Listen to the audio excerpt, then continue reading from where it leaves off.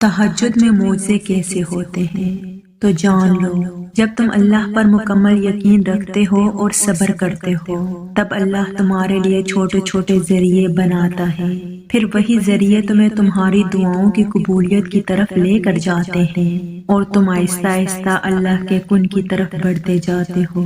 معجزے کے لیے تو تمہیں آزمائشوں سے گزارا جاتا ہے، اور پھر آزمائشیں ہی تو تمہیں اس مقام تک لے کر جاتی ہے جہاں کن فرما دیا جاتا ہے اور تقدیر بدل دی جاتی ہے۔ مانگنے کی شدت سے ہی تو قبولیت کی ڈور جڑی ہوئی ہے۔ پیاس کی شدت سے گزار کر ہی تو حضرت ہاجرہ کو آب زمزم تک لایا تھا میرا اللہ، اور کتنے لمبے انتظار کے بعد حضرت یعقوب علیہ السلام کو حضرت یوسف علیہ السلام سے ملوایا تھا۔ منزل تک پہنچنے کے لیے تمہیں بھی آزمائشوں سے گزرنا ضروری ہے۔ ہو سکتا ہے جسے تم سزا سمجھ رہے ہو وہ تمہارے لیے بہتری ہو سکتا ہے اللہ نے تمہارے لیے معجزے کی کہانی لکھ رکھی ہو سکتا ہے اللہ تعالیٰ تمہیں عطا کرنے کے لیے ساری تیاریاں کر رہا ہو اور جلد تمہیں عطا کرنے والا ہو۔ اللہ کی قدرت تمہاری ناممکن دعاؤں سے بہت بڑی ہے، اس پر یقین رکھو اور ہر حال میں رکھو، اور کچھ بھی ہو جائے کبھی دعا کرنا اور اللہ پر یقین کبھی نہ چھوڑنا۔ اپنے اللہ سے جو کچھ مانگو دل کے درد سے مانگو، رو رو کر مانگو، تم تڑپ تڑپ کر مانگو، دن کے اجالے میں مانگو، رات کے اندھیرے میں مانگو۔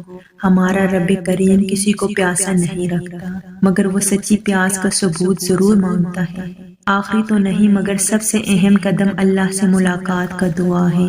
دعا پروٹوکول کی طرح ہوتی ہے جس میں اس بادشاہ کے سامنے اپنی بے بسی رکھی جاتی ہے، گڑ گڑا کر اسے منایا جاتا ہے۔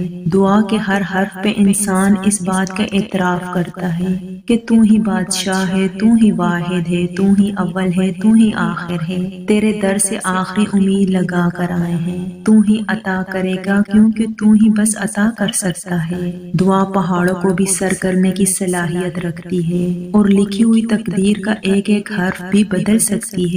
دعا وہ کر سکتی ہے جس کا آپ کو وہم و گما بھی نہیں۔ اللہ ہر دعا کا جواب دیتا ہے، بس ذریعے مختلف ہوتے ہیں۔ کبھی وہ کسی انسان کو آپ سے ملوا کر جواب دیتا ہے اور کبھی اسے آپ سے دور کر کے، کبھی وہ ہواؤں کے ہاتھ پیغام بھیجتا ہے تو کبھی اپنا جواب کسی ٹھوکر میں چھپا دیتا ہے، کبھی وہ سجدے میں گرا کر اپنی مصلحتیں سمجھاتا ہے اور کبھی ہاتھ تھام کر صبر کا صلہ دیتا ہے۔ آزمائش کا آنا اور روح کا ریزہ ریزہ ہو کر بکھر جانا بے وجہ نہیں ہے۔ کبھی تکلیف میں ہو تو اللہ کو محسوس کرنا، پھر اس کی موجودگی بھی دکھائی دے گی اور اس کی سرگوشی بھی سنائی دے گی۔ تڑپ دل میں وہ تبھی اتارتا ہے جب وہ تمہیں یاد کرتا ہے، پھر تب وہ چاہتا ہے تم اس سے بات کرو، اسے اپنی کیفیات سناؤ، اپنی ساری پریشانیاں اس کی دہلیز پہ چھوڑ آؤ، ہر فیصلہ اس کے سپرد کر آؤ تاکہ بس تم اور اللہ رہ جاؤ۔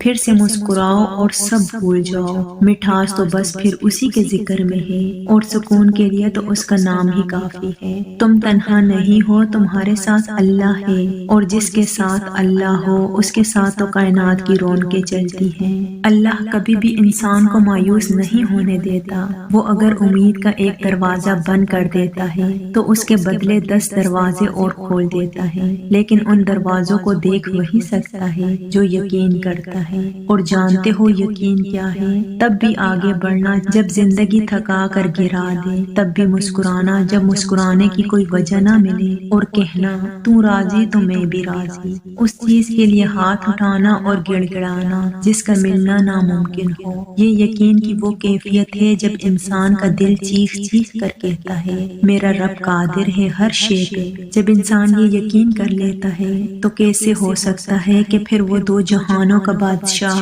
اسے اپنی طاقت کے جلووں سے محروم رکھے۔ پھر تو میرا رب کہتا ہے تو نے اب مجھ پہ یقین رکھا ہے نا، تو پھر دیکھ میں کہاں کہاں سے کیسے کیسے اسباب پیدا کرتا ہوں۔ پھر وہ وہاں سے وسیلے بھیجتا ہے کہ انسان دیکھتا رہ جاتا ہے، بس پھر ہر محرومی سے وہ انسان کو آزاد کر دیتا ہے اور اپنی محبت کی قید میں رکھ دیتا ہے، اور جس کو وہ اپنی محبت میں قید کر لے اس کے مقدر کی تو کیا ہی بات ہے۔ جب وہ معجزے کرنے پہ آتا ہے تو مجال ہے کسی چیز کی جو رکاوٹ بنے۔ میرا رب تاک راتوں میں جلتا ہوا وہ چراغ ہے جس کے نور سے دو جہاں مہکتے ہیں۔ اللہ ہر اس آنسو سے واقف ہے جو تم نے مسکراتے ہوئے پلکوں کے پیچھے چھپا لیا تھا۔ وہ ہر اس دعا سے واقف ہے جس کے لیے ہاتھ اٹھاتے ہوئے تمہارا دل تکلیف سے پھٹ رہا تھا۔ وہ ہر اس فریاد سے واقف ہے جسے تم نے تڑپتے ہوئے زبان میں دبا لیا تھا۔ وہ ہر اس صدا سے واقف ہے جب تم نے کرب کے مارے سجدے میں گرتے ہوئے اللہ کو پکارا تھا۔